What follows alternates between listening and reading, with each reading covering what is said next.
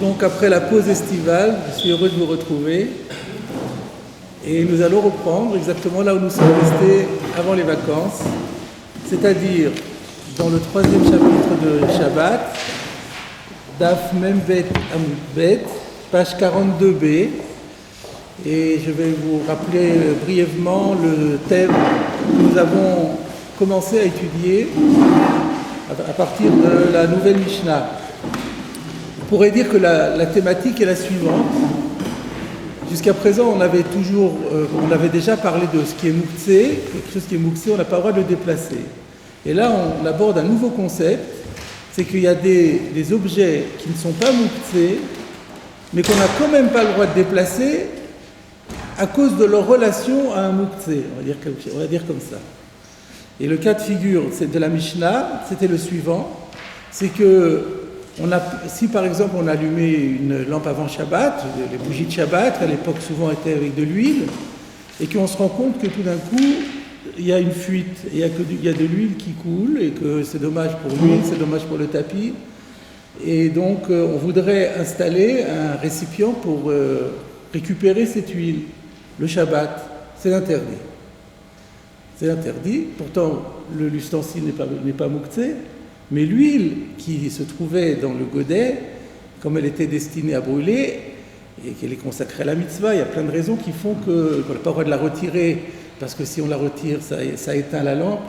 Donc il y a plein de raisons qui font que cette huile, elle est mouktsé.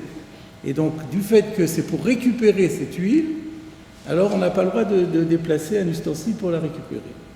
Il s'agissait de comprendre quel était le fond, quel était le principe qui sous-tend cette défense. Et pour cela, la Gemara nous a cité, alors je propose en fait qu'on le lise dans les mots de la Gemara, ça sera plus ça, il y a quelques lignes, et comme ça on aura une vue d'ensemble. Donc je reprends la Gemara, Amar Rav Chisda. On apporte un enseignement de Rav Chisda qui nous dit Afalpi she amru en notnim keli tachat tarnegolet lekabel betzata aval kofe alea kli shelo tishaver. Bien que nos sages aient interdit de placer un ustensile sous une poule pour recueillir l'œuf. Alors pourquoi est-ce qu'on voudrait mettre un ustensile? Rashi explique qu'on parle d'un cas assez exceptionnel où la poule a choisi pour endroit de ponte un plan incliné. Alors si on la laisse faire comme ça, l'œuf va dégringoler et va se casser. Donc on voudrait placer sous la poule un ustensile pour qu'au moment où elle pond, l'œuf tombe dans l'ustensile et ne bouge pas. C'est interdit. Et Rav Chisda nous dit, bien qu'on l'ait dit que c'est interdit, où est-ce qu'on l'a dit? Rashi nous dit, en fait c'est le principe de notre Mishnah. C'est dans notre Mishnah que de la même façon, dans le Mishnah, on a vu qu'on n'a pas le droit de déplacer un ustensile pour recueillir l'huile. Donc de la même façon, on n'aura pas le droit de déplacer un ustensile pour recueillir un œuf. Sachant qu'un œuf, c'est bien connu, c'est la première Mishnah de Betsa, chez Lolda Yom Tov. On n'a pas le droit de la manger, elle est mouktsé. Un œuf est mouktsé. Donc, Afalpiché Amrou, les Chachamim l'ont dit dans un autre cas, mais ça revient exactement à ça. Donc Rav Chisda, il revient sur le même sujet, mais il transpose, au lieu de parler de l'huile, il va transposer dans le cas de l'œuf, parce qu'il va pouvoir affiner et nous dire une deuxième halakha qu'il n'aurait pas pu donner dans l'huile, c'est ce que Tosfot a expliqué. Alors il dit, bien que nous ayons dit qu'on n'ait pas le droit de déplacer un ustensile pour récupérer l'œuf de la poule, par contre, qu'est-ce qui sera permis? Aval, kofé alé à kli chez l'otishaver. Par contre, si par exemple la poule a pondu dans un endroit plane, mais c'est un endroit où il y a beaucoup de gens qui marchent.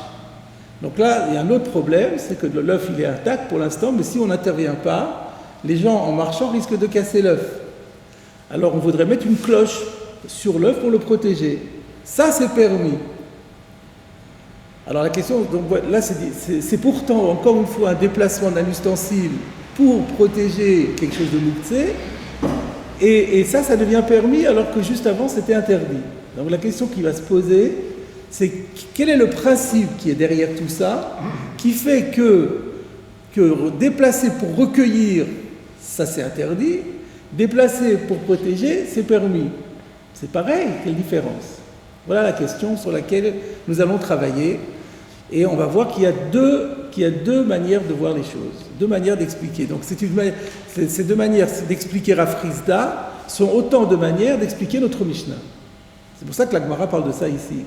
On va comprendre le principe qui sous-tend la défense de déplacer une soucoupe pour recueillir l'huile qui tombe de la lampe. Alors, première explication, Amar Rabba. Donc, vous voyez un Rabba qui va expliquer, donc Rav Hizda qui va expliquer la Mishnah. Maïta'ama de Rav Hizda. Quelle est la raison de ce double principe qui a été émis par Rav Hizda? Kassava, il pense, Tarnegolet asuya leatil betzata be'ashpa, ve'ena asuya leatil betzata be'makom madron. D'abord, il y a un premier présupposé, à savoir que Tarnegolet, une poule, asuya, a l'habitude, leatil betzata, de pondre un œuf, son œuf, be'ashpa, dans une déchetterie, dans un endroit plane, mais où les gens marchent sans regarder. Donc ça c'est courant. Ve'ena asuya lati betzata vakom madron. Par contre, elle n'a pas du tout l'habitude, c'est tout à fait exceptionnel, qu'elle ponde son œuf dans un plan incliné. Donc le premier cas du plan incliné où il veut mettre l'œuf sous la poule pour empêcher que l'œuf dégringole, c'est un cas exceptionnel, c'est un cas qui n'est pas courant. Par contre, mettre la cloche sur l'œuf qui a été pondu, à un endroit où les gens marchent, ça c'est un cas courant. Donc pour Rabba, le point important c'est courant ou pas courant. Et il continue, on l'explique. V'atzala metsuya itiru, v'atzala shena metsuya lo itiru. Donc, on est dans une problématique où on veut déplacer un ustensile, le hatzil, pour sauver, pour protéger la chose qui est muktzeh. Et donc, si c'est un cas courant, d'application courante, les Chachamim ont autorisé. Quand c'est pas courant, ils n'ont pas autorisé.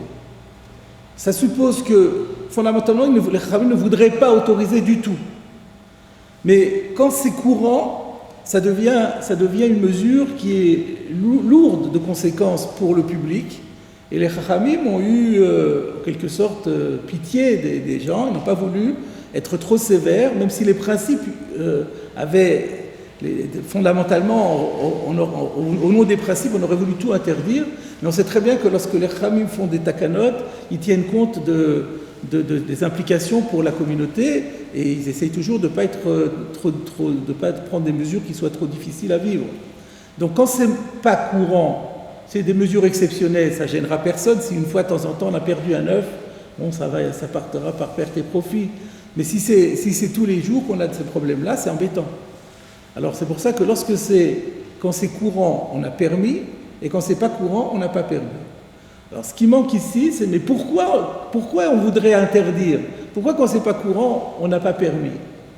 Alors je pense que Rashi nous dit,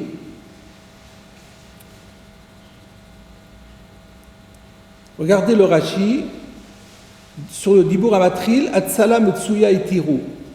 Un sauvetage courant, on l'a permis. On a permis quoi? Les taltel, keli, les tzorka. De déplacer un ustensile, le tzorka, dans son intérêt.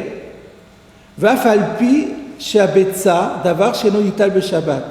Bien que l'œuf soit un objet qui ne peut pas être déplacé, qu'on n'a pas le droit de déplacer le jour du Shabbat. Donc ici, Rashi nous dit le principe. Le principe, c'est le taltel keli, le tzorer davar sheno yital. C'est-à-dire que de la même façon qu'on n'a pas le droit de déplacer du muktzeh, fondamentalement, on n'a pas le droit de déplacer un objet qui n'est pas muktzeh pour sauver l'atzil, pour protéger le tzorer dans l'intérêt, d'une manière plus générale, de quelque chose qui est muktzeh. Non seulement le muktzeh, on n'a pas le droit de le déplacer, mais on n'a pas non plus de déplacer quelque chose qui n'est pas muktzeh pour le muktzeh, dans l'intérêt du muktzeh. Et donc c'est le cas de l'huile, le cas de l'huile, le cas de le cas de l'œuf. Rashi nous disait aussi dans ce même dans le Dibur Amatril Sheina Metsuya, il dit que Gon Madron veut tiftouf de Shemen de Matnitin. Donc on pense aux deux cas. Il y a le cas de l'œuf est mouktsé, l'huile est mouktsé également. Donc en principe, on n'a pas le droit de le déplacer. Mais il y a un critère supplémentaire qui est, il faut chaque fois se demander, est-ce que c'est Hatzala Metsuya ou Hatzala Sheina Metsuya. Donc dans le cas de la Mishnah, c'est Hatzala Sheina Metsuya. Alors pourquoi c'est une Hatzala Sheina Metsuya? Est-ce qu'on a fait le Tosfot déjà la dernière fois? On va vérifier. Oui, on l'avait fait. On l'avait fait, donc on avait vu qu'il y avait un débat entre Rashi et Tosfot pour expliquer pourquoi dans le cas de l'huile, ça s'appelle quelque chose qui n'est pas courant. Rashi dit tiftouf de shemen, que l'huile se mette à goûter, c'est quelque chose qui n'est pas courant. C'est exceptionnel, comme je dis, c'est une fuite qui se passe et qui était imprévue, donc en principe ça n'arrive pas, donc c'est un accident. C'est la lampe qui est percée ou c'est les étincelles qui sortent? Non, on ne parle pas d'étincelles ici, on parle de l'huile. Projection d'huile. Ça peut arriver? Ça peut arriver aussi, mais Rachid nous dit que ce tiftouf de shemen, c'est quelque chose qui n'est pas courant. J'avais rajouté que le Ritva disait que des projections d'huile dans une proportion telle qu'on a besoin d'apporter un ustensile pour récupérer cette huile, c'est quelque chose qui est très très rare. Tosfot disait autre chose, il dit non, c'est très courant, mais c'est tellement courant qu'en général on prend ses précautions avant Shabbat et qu'on met l'ustensile avant Shabbat. Et donc là on parle de quelqu'un qui a oublié de checker tout ce qu'il devait faire avant Shabbat, ou il a eu un accident et Erev Shabbat qu'il a monopolisé son temps, et qui fait qu'il n'est pas arrivé il a oublié, il a allumé la bougie, ou le nerf plutôt, la lampe à huile, mais il a oublié de mettre l'ustensile en dessous. Et ça, c'est pas courant. Bon, donc voilà la raison pour laquelle c'est pas courant. Soit parce que c'est jamais courant, ou parce que le fait de ne pas prévoir la chose avant Shabbat, c'est quelque chose qui n'est pas courant. En tout cas, le principe est là. Et là, selon Rabba, pour expliquer la Mishnah et Rav Chisda, on a principe El Metaltelin Davar Anital, le Tzorer Davar Sheno Nital, on n'a pas le droit de déplacer quelque chose qui n'est pas Mouktsé, si c'est au service de quelque chose qui est Mouktsé, sauf si c'est Hatzala Metsuya. Dans le cas de Hatzala Metsuya, si c'est pour une protection qui est courante, une nécessité courante, les Chachamim ont levé l'interdit, ils ont levé le pied.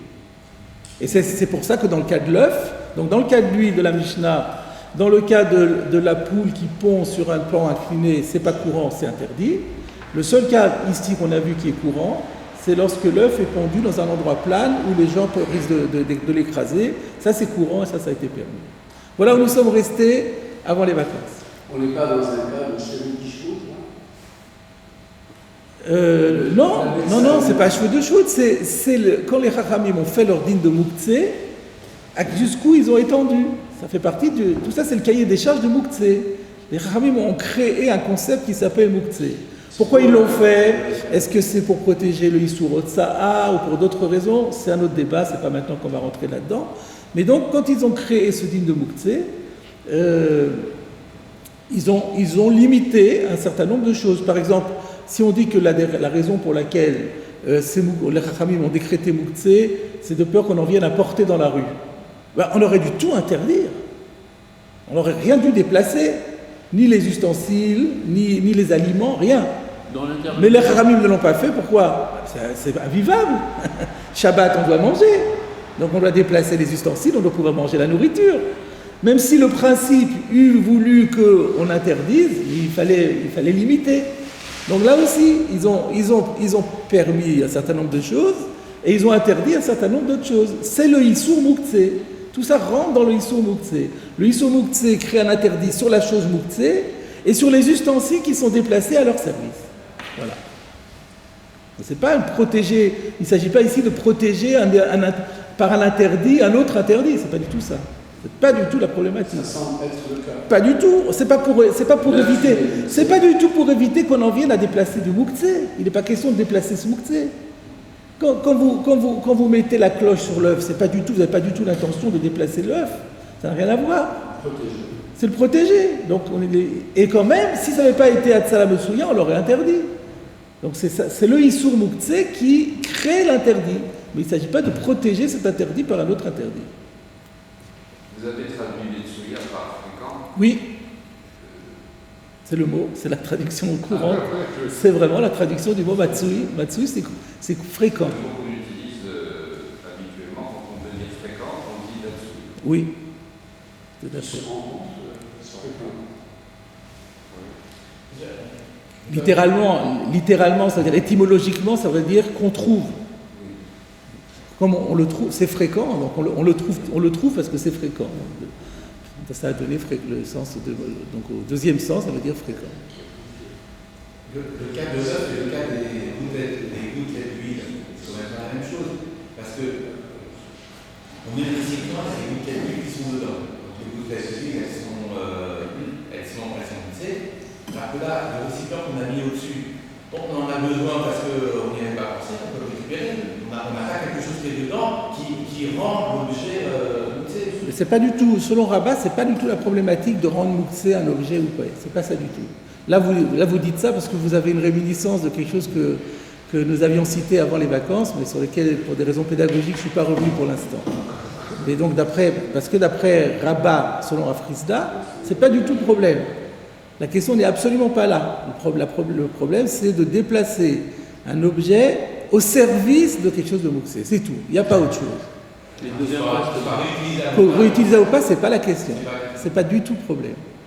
Il devient moussé cet objet?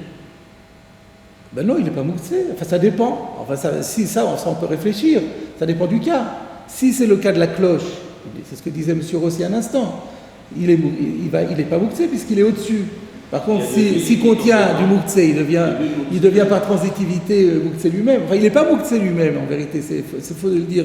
Lui, il n'est pas mouxé, mais comme il contient quelque chose de mouxé, je ne peux pas le déplacer parce qu'en le déplaçant, je déplace aussi le mouxé. Donc, il est immobilisé sans être mouxé. Il est bien fixé. Ça va, c'est bon?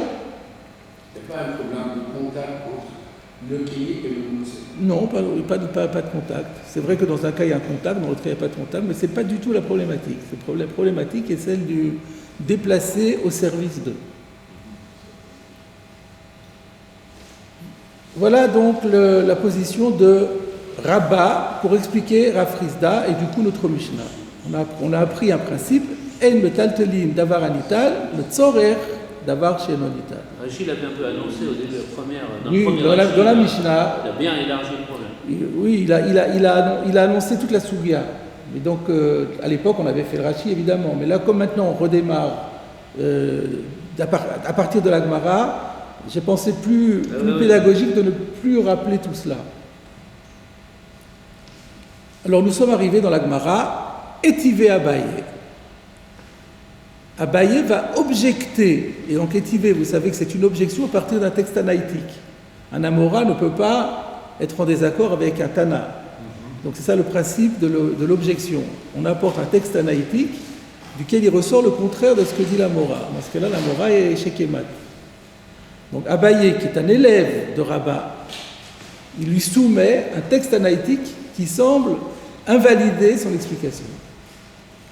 Étivé Abaye a objecté à Rabat. Vatsala she'ena metsuya lo itiru. Tu penses vraiment qu'un sauvetage qui n'est pas fréquent, on ne l'a pas autorisé?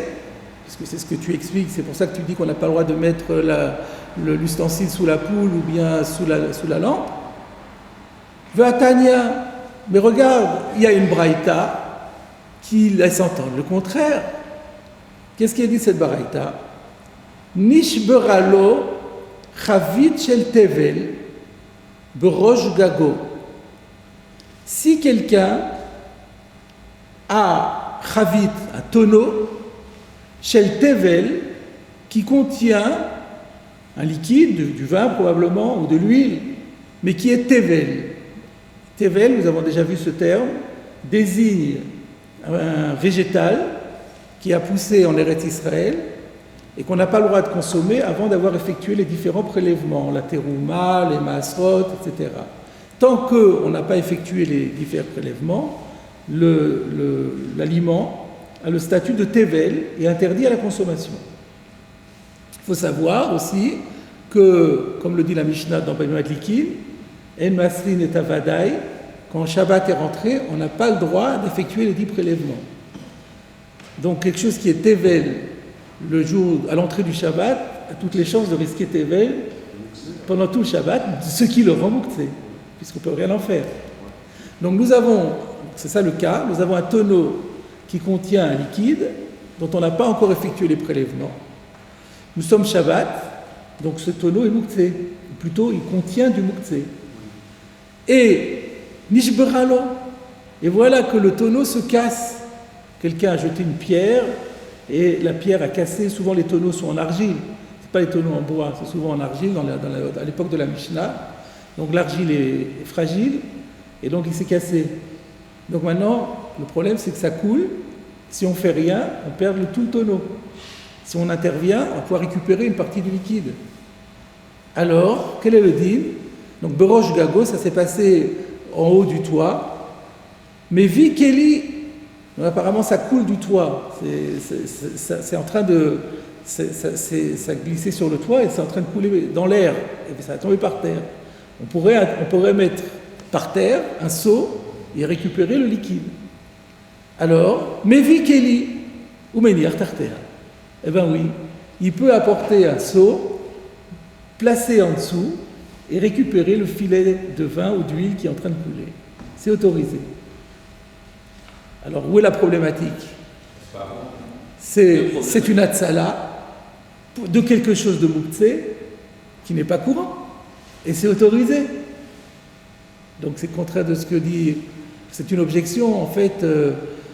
sur Rabat et en même temps sur Afrizda tel qu'il a été expliqué par Rabat. En tout cas. Regardons le commentaire de Rashi.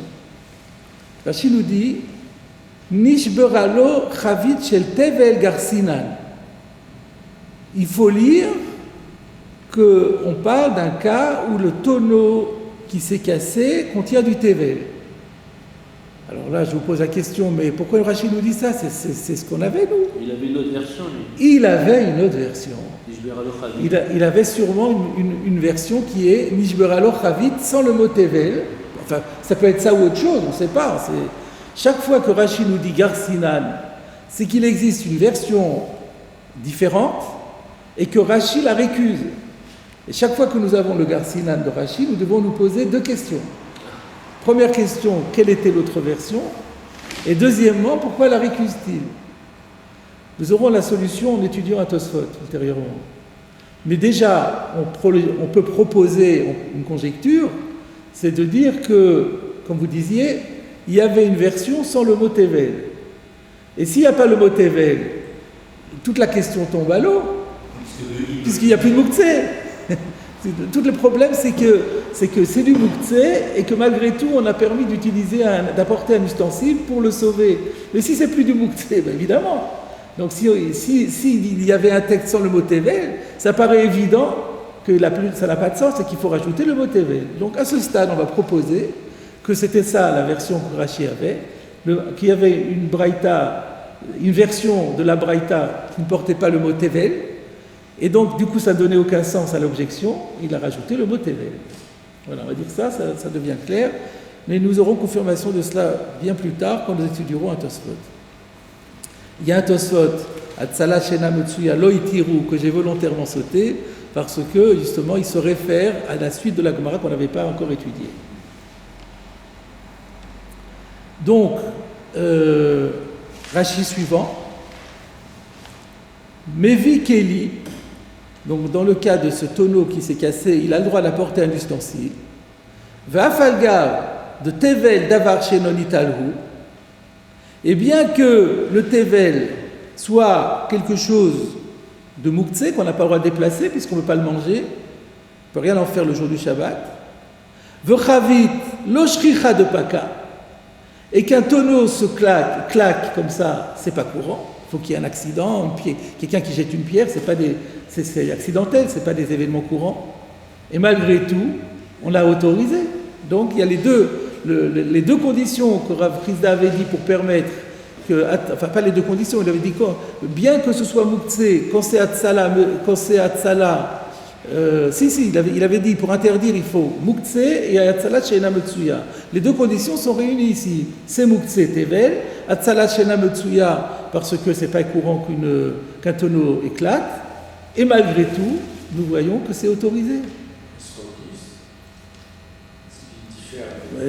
Hatzala, c'est toujours Chesronkis, enfin pas toujours, mais ça ne change rien. Quand on a dit Hatzala Sheina Metsuya, il n'a pas fait de différence entre Chesronkis ou pas Chesronkis.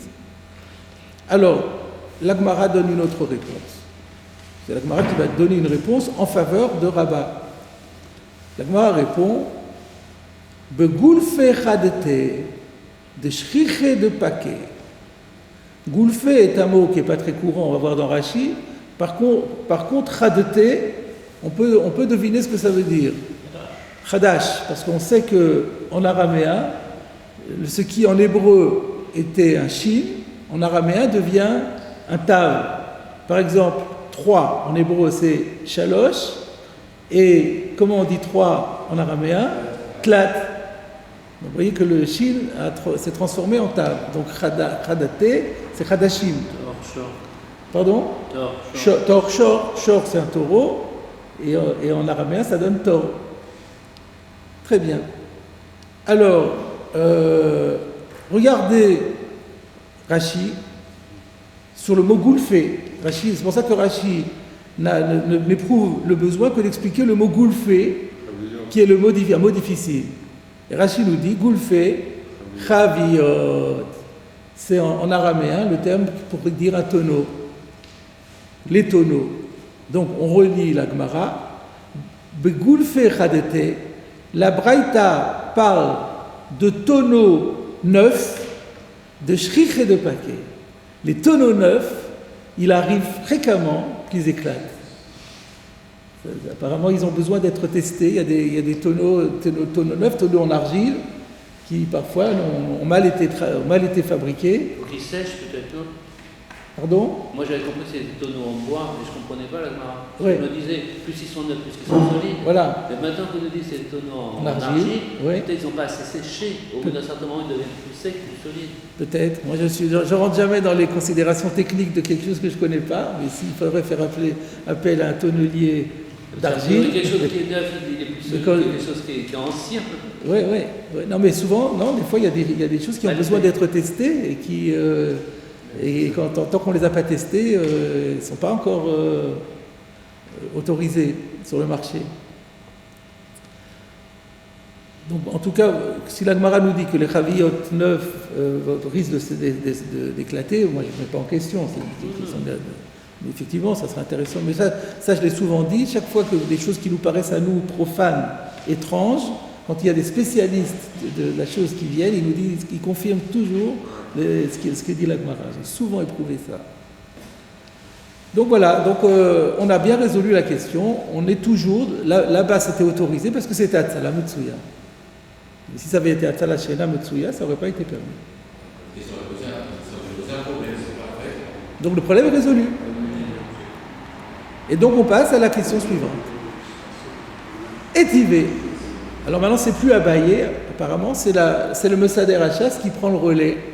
Abaye il a compris que la réponse était bien étudiée, mais la Gemara, elle, a d'autres preuves, et donc elle va tester d'autres textes analytiques qui semblent encore contredire le principe de Rav Chisda. Excusez-moi, je veux dire. Donc on a un double enseignement, celui du tonneau et celui de l'œuf de Rav Chisda. C'est deux fois la même chose. Dans l'autorisation. Oui. Dans l'autorisation, oui. Il y a un doublet, c'est pas grave. Oh, mais c'est pas grave, d'une braïta à l'autre, ça pose aucun problème. D'ailleurs, l'autre, c'est même pas une braïta, c'est un enseignement d'un amora. Entre un amora et une braïta, il n'y a aucun doublet. Ou doublon. Est-ce que Il vient en général pour apporter quelque chose de plus que ce qui a été dit. Si vous voulez, en général, c'est ce qu'on dit. Il n'y a pas pour dire la même chose que ce qui a été dit dans une braïta. Oui, mais dans la braïta, la braïta n'est pas claire, justement, puisqu'elle semble dire le contraire. Alors qu'elle a besoin d'être elle a besoin d'être explicitée. Ouais. Est-ce que Abaye, quand il a objecté pour le tonneau, est-ce qu'il était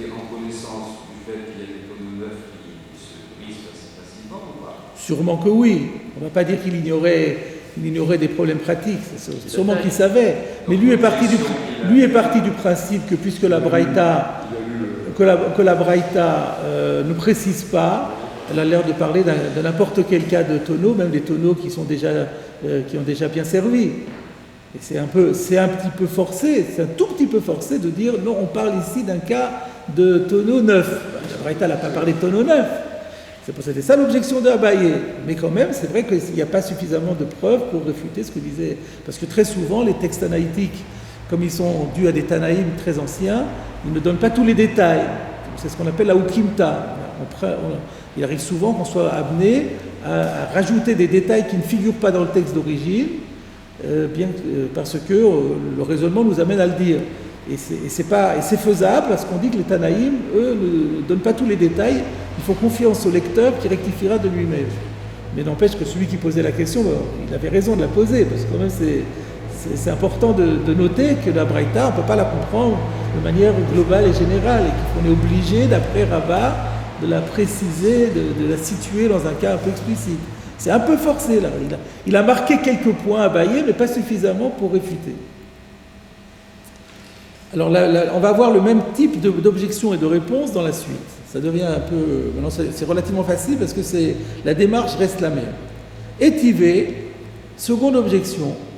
Notnin Keli Tachataner. Ça ressemble un peu à notre Mishnah, mais ce n'est pas notre Mishnah, qui permet, puisque notre Mishnah interdisait de mettre un ustensile sous la lampe, et là on permet de mettre un ustensile sous la lampe, mais il ne s'agit plus de récupérer les projections d'huile, mais les kabel nitzotzot, mais de récupérer les étincelles. Donc là c'est autre chose. Il semblerait que la lampe se mette à projeter des étincelles, et là quand on veut récupérer les étincelles, c'est pas parce qu'on va avoir besoin des étincelles, mais parce qu'on a peur d'avoir de l'incendie. C'est que si on fait rien, l'étincelle peut mettre le feu aux poudres. Donc il vaut mieux qu'il y ait un ustensile qui s'interpose entre le tapis et les étincelles, et par conséquent... Après c'est une objection, parce que là il y a un problème grave, là. C'est pas vraiment une objection. Là. Alors on va voir, c'est Hatzala, c'est ce qu'on appelle Hatzala. Hatzala de la maison. Peut-être pas de toute la maison, parce que peut-être qu'on pourrait, si c'est juste la maison, on pourrait circonscrire, on pourrait mettre simplement de l'eau autour, mouiller le tapis ou des choses comme ça. Il y a une dimension sécuritaire là-dedans. Sans doute, ça ne va pas à ce point-là que c'est Pikuach Nefesh, c'est pas à ce point-là, parce qu'on a d'autres solutions. On a d'autres solutions. On pourrait enlever le tapis et ça tombe par terre et sur le sol, des choses comme ça. Donc c'est pas, c'est pas qu'on est dans un cas Pikuach Nefesh, mais c'est vrai que c'est embêtant d'enlever le tapis, c'est Shabbat, et c'est pas joli, etc. Et on n'a pas envie d'abîmer notre tapis non plus. On a choukazé. Alors regardez Rashi, Notnin Keli.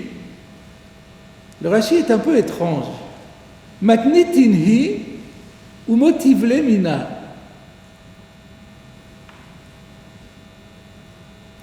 C'est notre Mishnah, et on objecte à partir de cette Mishnah. Alors d'abord, qu'est-ce que ça veut dire? C'est notre Mishnah. Ça ressemble. Apparemment, c'est pas notre Mishnah. Mais en vérité, il faut savoir que quand on dit notre Mishnah, c'est pas obligatoirement la Mishnah qu'on a dans les yeux. C'est la Mishnah. La Mishnah en général s'appelle Mishnah Teinu. Toutes les Mishnayot s'appellent Mishnah Teinu. Il y a plus forte raison quand c'est les Mishnayot d'un même Pérek. Parce qu'il faut savoir que la subdivision que vous trouvez dans les éditions des Mishnayot, Aleph, Bet, Gimel, Dalet, dans un Pérek, ou bien même dans notre Gemara, vous avez une Mishnah, Gemara, c'est purement artificiel. Quand Rabbi Yehuda Anassi a créé la Mishnah, c'est des prakim. C'est une Mishnah, un Pérek. Tout le Pérek, c'est une Mishnah. D'ailleurs, vous avez encore quelques exemples où la Gemara a maintenu les choses. Vous avez dans Aroé, dans Brachot, on avait fait le dernier chapitre, tout le Pérek, c'est une énorme Mishnah. Et donc, parce qu'en fait, au départ, c'est une Mishnah. Et très souvent, la Gemara va parler d'une Mishnah et une autre Mishnah, du même Pérek, elle appelle là Recha et Sefa. Elle dit ça c'est le début, ça c'est la fin. On dit non, c'est pas le début et la fin, c'est une autre Mishnah. Tout le Pérec, c'est une seule Mishnah. Donc quand Rachid nous dit Matnitin, c'est pas nécessairement cette Mishnah-là. Ça peut être une Mishnah en général. En fait, cette Mishnah, elle est où? Dans notre Pérec. Si vous regardez, d'ailleurs dans la Massoret Hachas, ils vous disent le Kamal Memzaïn Amoudbet. Donc en fait, c'est à la toute fin, c'est la dernière Mishnah du Pérec. La dernière Mishnah de Kira, Notnim Kli Tachataner, le Kaben Yitzotzot. Donc c'est écrit là. Bon, alors Rachid nous dit Matnitini. C'est normal que Rachid nous le dise, puisque là on aurait pu croire que c'est une baraïta. Mais pourquoi Rachid nous dit ou motive lemina? Et il objecte à partir de cette Mishnah. C'est clair, il y a écrit étivé. Il y a écrit étivé. Donc c'est une objection. Que Rachid nous dise, attendez, c'est pas une braïta comme avant, c'est notre Mishnah, c'est un renseignement important. Mais pourquoi Rachid a besoin de rajouter ou motive lemina? C'est curieux qu'il y ait une contradiction dans la Mishnah. Bon, bah ça fait partie de la question. Ça renforce l'objection. J'ai deux références dans la Massoret Hachas. Oui, mais une, c'est parce que dans la Gemara va citer encore cette Mishnah un peu plus loin. Mais la Mishnah, elle se trouve là, Daf Mem Zayin Amud Bet. La Mishnah, elle n'existe pas 10 fois. Elle est citée dans la Gemara plus loin, Daf Mem Gimel, on va la retrouver. Et après, en tant que telle, elle sera Daf Mem Zayin Amud Bet, en tant que Mishnah. Mais ma question, elle est sur Rachid. Pourquoi Rachid dit au motif Lemina? Alors, il y a une possibilité, je viens de penser à quelque chose, parce qu'on va voir après que le étivé va disparaître. Il n'y aura pas écrit étivé. Et on est obligé de sous-entendre que c'est nous qui devons le sous-entendre, ou alors on corrige le texte. Alors peut-être, mais j'aime pas faire ce genre de supposition, que Rachid n'avait pas la guersa du mot étivé ici, et il est obligé de redire, attention, c'est une objection. C'est un peu difficile. J'ai pensé à une autre explication. Habituellement, quand il y a une objection à partir de la Mishnah, la Gemara ne dit pas étivé, sur le plan méthodologique. Il y a un terme spécial que, quand on objecte sur un Amora, à partir d'une Mishnah, de notre Mishnah, une Mishnah du même Pérec, on ne dit pas étivé. On dit quoi?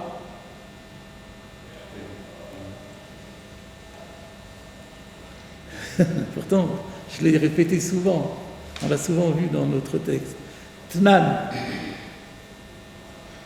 Mon père Zichrono Livracha, chaque fois qu'il y avait Tnan, traduisait objection à partir de notre Mishnah.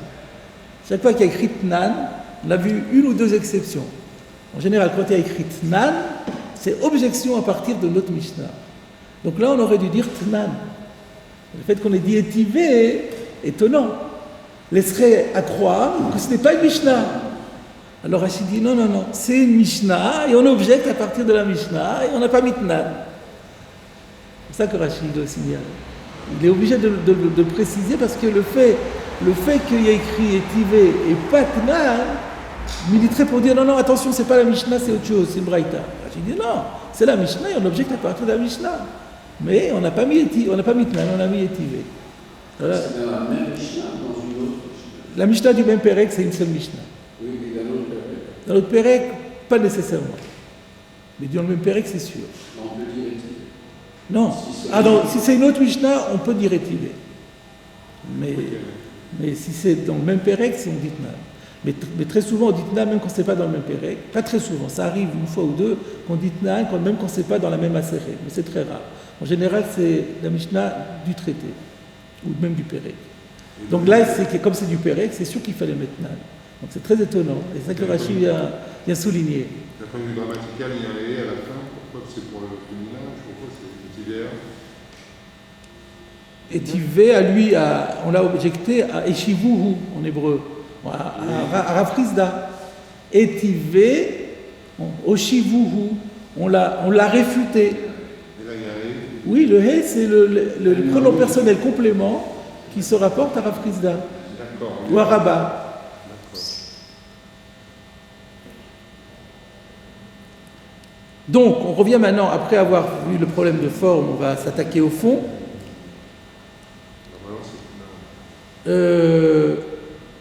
Donc le Rashi suivant. Correct. Nitzotzot. Donc on a dit qu'il voulait recevoir des étincelles. Rashi explique c'est quoi les étincelles. Shalhevet anotefet minhaner, la flamme qui goûte littéralement de la lampe. Donc c'est des bouts de flamme, des flamèches qui goûtent, qui tombent par petites gouttes de la lampe.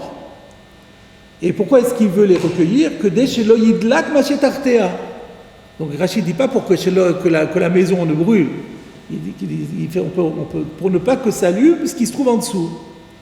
C'est bien ce que je disais, il n'y a pas péril en la demeure, mais il y a un objet qui risque d'être endommagé. Que des shelo yidlak machetartea. Pour ne pas que ça allume ce qui se trouve en dessous. Vafalgav de nitzotzot lomitaltele. Et pourtant, les flammes, c'est sûr qu'on n'a pas le droit de les déplacer. Si vous déplacez une flamme, vous risquez de l'éteindre. Donc c'est sûr qu'on n'a pas le droit de la déplacer. Veloshriché, c'est quand même très rare que tout d'un coup il y ait des projections de flamèches d'une lampe à huile. C'est encore une fois un accident. Les deux conditions sont réunies. Mukze lo betsuya, itiru.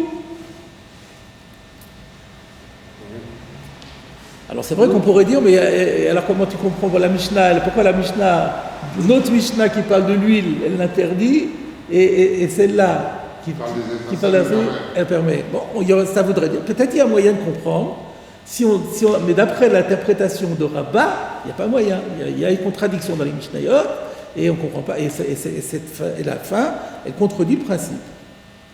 Réponse de la Gemara.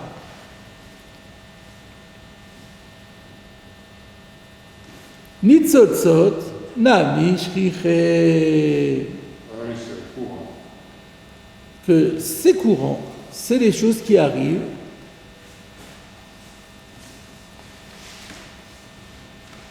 Il y a une discussion sur la médecine, entre l'objection et la réponse. Ah oui, c'est un peu, c'est ça.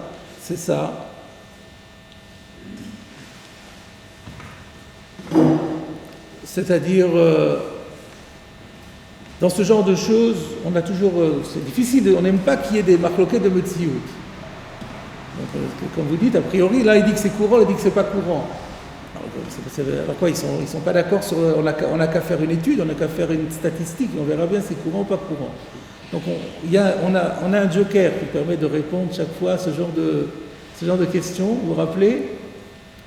En fait, ils sont pas en désaccord sur la Metsiout, ils sont en désaccord sur la définition de ce qu'on appelle fréquent.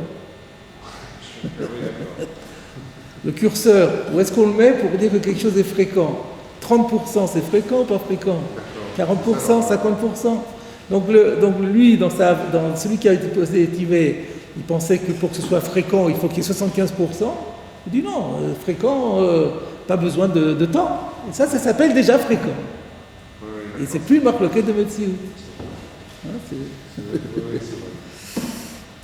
La méthodologie aide beaucoup. Pourquoi cette marloquette n'a pas eu lieu la ligne d'avant où il parle du tonneau qui était... Quelle marloquette? De quelle marloquette vous parlez? Qu'est-ce que vous entendez par le mot marloquette? Distinguo? Le pourcentage de ce qu'on appelle fréquent, ce curseur, pourquoi il a pas été évoqué? La même discussion. Mais non, il n'y avait pas lieu d'être avant, parce qu'avant, on parlait, dans la question précédente, l'objection précédente, c'était à propos d'un tonneau. Donc le tonneau, s'il est vieux, il n'éclate pratiquement jamais. Donc c'est sûr que ce n'est pas fréquent. Et une fois qu'on a dit qu'on parlait d'un tonneau neuf qui éclate souvent, tout le monde est d'accord pour dire que c'est fréquent. Donc là, il n'y avait pas d'ambiguïté, il n'y avait pas de lieu de débat.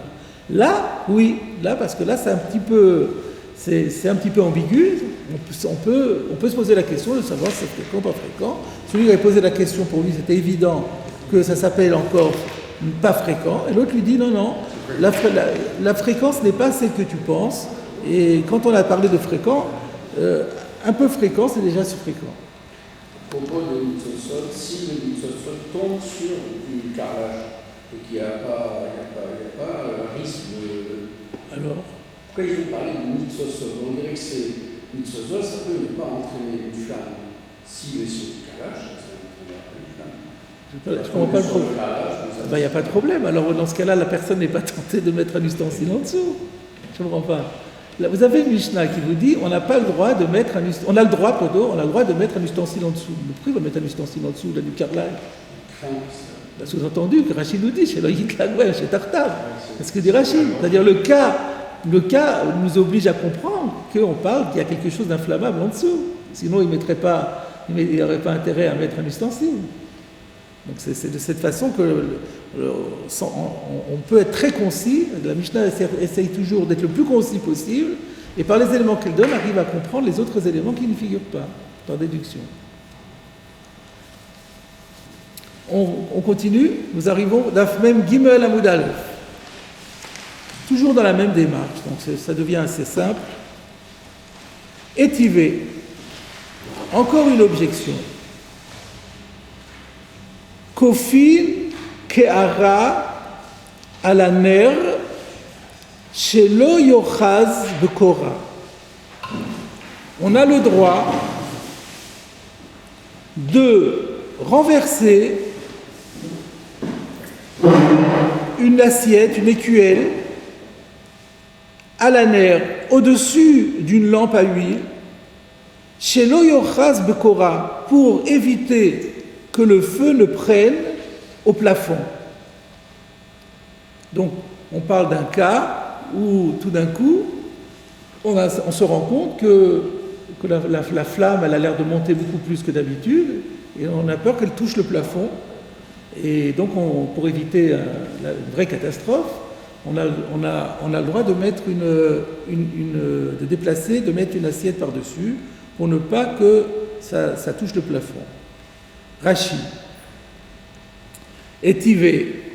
Kofin keara shel cheres. Rashi nous dit, l'assiette, l'écuelle ici, elle est en argile. Pourquoi Rashi nous dit ça? Parce que si c'est une assiette en bois, ça ne sert à rien. Au contraire, c'est de la folie. Alors Rashi, comme à l'époque, les carottes sont souvent en bois, les écuelles en bois, Rashi, il s'est dit, les lecteurs, ils ne vont pas comprendre. Alors il dit, non, évidemment, on met une kehara ici en argile. Al-Gabé à nerf au-dessus de la lampe. Maintenant, la question, Rashi n'en dit pas plus, parce qu'on peut comprendre de nous-mêmes. À nouveau, la flamme, c'est quelque chose qui est mouté. Donc, c'est d'avoir chez Enomitaltel. Ah non, c'est pas ça. Qu'est-ce qui est mouktsé ici? Non. Qu'est-ce qui est mouktsé ici? Parce que là, on ne déplace pas pour la question, je ne sais pas vraiment. Le tzorech, c'est pas le tzorech haner. Oui, c'est un peu le tzorech haner aussi. Parce que avant, c'était pour récupérer les flammes. Alors on avait dit c'est le tzorech hachalé, le mitzvot, on veut que les flammes rentrent dedans. Mais là c'est, oui, on pourrait dire la même chose, c'est pour que la flamme rentre dans l'écuelle. On peut dire comme on veut. On peut dire soit que la question ça s'appelle, on déplace l'ustensile à cause de la flamme, pour éviter à la flamme de faire des bêtises. Donc ça s'appelle encore le tzorech haner. Ou alors on peut dire autre chose, on peut dire que là on fait ça, le tzorech à tikra, à kora, c'est éviter pour le plafond, pour éviter que le plafond, et le plafond il est mouktsé aussi. Ah bah oui, la maison, les murs de la maison c'est mouktsé. Donc ça peut être ça aussi, le mouktsé. Le mouktsé on peut le voir au niveau de la flamme. On n'étouffe pas la flamme, on met juste au-dessus pour pas que ça monte. Oui, c'est ça, bien sûr. Non, il ne s'agit pas de l'éteindre, on n'a pas le droit de l'éteindre. Non. Et donc ça peut être ça. On peut considérer soit que c'est la flamme que l'on considère, soit que c'est la charpente du plafond, qui est une planche, et qui est mouktsé aussi. Peut-être. Et en tout cas, c'est pas courant. Parce que ça là chez Nametsuya, ça n'arrive jamais un truc comme ça. On met jamais la lampe à huile, elle est à grande distance du plafond, et on la met pas tout contre le plafond. Donc il faut qu'il y ait eu quelque chose qui se soit passé, qui est pas normal. Donc c'est pas courant. On a vu qu'il y avait des bus qui étaient très hauts. La Enfin, non, quand même, n'importe qui de bien constitué, il ne va pas mettre sa lampe à proximité du plafond de telle manière que ça puisse prendre le feu. C'est pas possible. Donc, certainement, il y a eu ici un événement inattendu qui a modifié la situation. Donc, on est bien dans Hatzala chez Nametsuya. Réponse de la Gemara. Bebate grine de shriach beud leika. Alors, ça veut dire quoi, grine? Rashi nous dit, c'est le mot difficile ici, grine nemuchin, des maisons très basses, des taudis.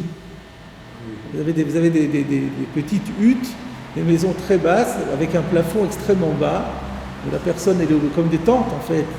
Donc les gens sont pratiquement obligés de ramper pour habiter dans leur maison.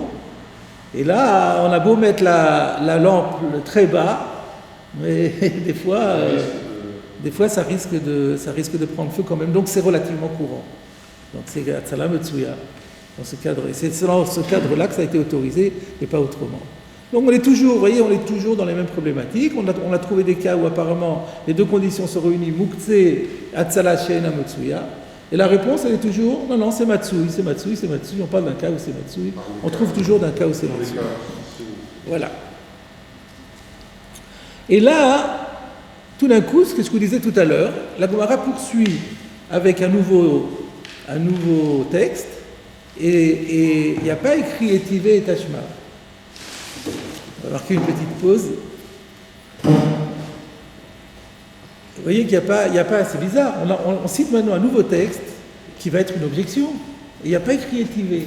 C'est pour ça que tout à l'heure je m'étais dit peut-être que faites le Etive en question.